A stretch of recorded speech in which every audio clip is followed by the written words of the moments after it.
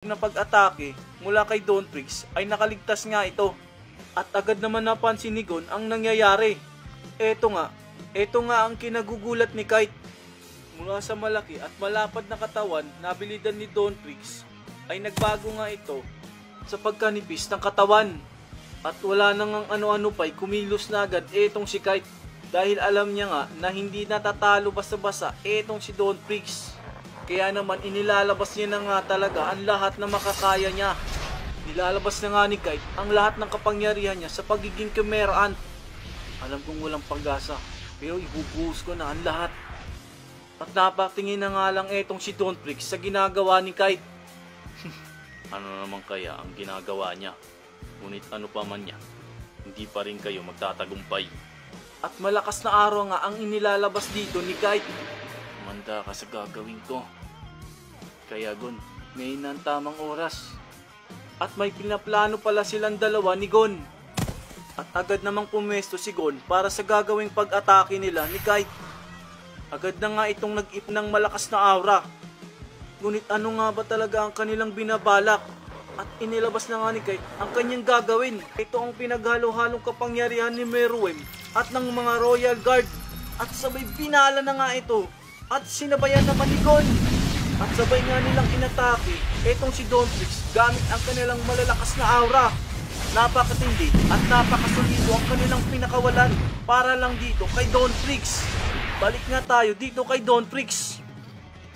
Tignan natin ngayon kung hanggang saan ang kaya nyo.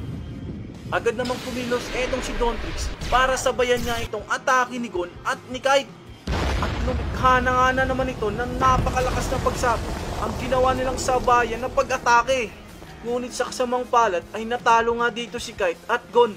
Kahit na nagsabay sila ay hindi pa nga rin ito umubra para kay Don Trix. Ngunit ay biglang may nagligtas nga dito sa dalawa. Napansin naman agad ito ni Don Trix. At walang iba, ito pala ay si Jing. Talagang napakatibay mo, Lolo. Karapat-dapat kang tawagin ang hari ng Dark Continent. Sila namumuhay. Kung maalala nga natin ay biglang dumating si Jing nung nawalan na nga ng malay etong si Kite at si Gon sa huling atake nila dito kay Don Trix.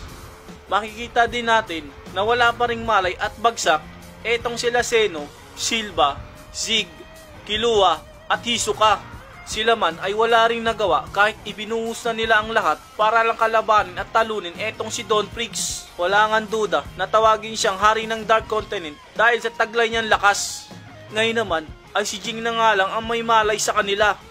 Siya na nga rin lang ang mag-isang lalaban ngayon kay Don Trix. Ngunit bakit nga ba nawala etong si Jing? At hindi na lang siya tumulong sa kanyang mga kasamahan para nga labanan etong si Don Trix. Habang namang nakatingin siya kay Jing. Ang akala ko ay tapos ka na o di kaya ay umuwi sa inyong lugar. Yan nga ang sinabi niya dito kay Jing. At eto naman ang sagot ni Jing. Hindi kita matatalo kung bawas ang aking kapangyarihan. Kaya naisip ko na muna magpahinga para talunin ka. Yan naman ang sagot ni Jing. Nagpahinga? Kahit na anong pahinga ang gawin ko ay hindi pa rin siya uubra sa akin. Kahit kanina pa siya nakikipaglaban ay halos hindi nga nababaw.